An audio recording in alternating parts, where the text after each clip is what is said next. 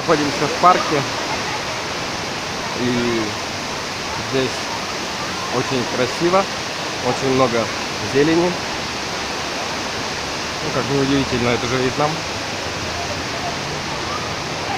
Водопад, за стену которого мы ходили. Очень живописно. Брызги в лицо. Ну, это нас не остановило. Все довольны. Все, идем дальше. Гулять. Может быть, заедем на ткацкую фабрику, если время будет. Правильно? А?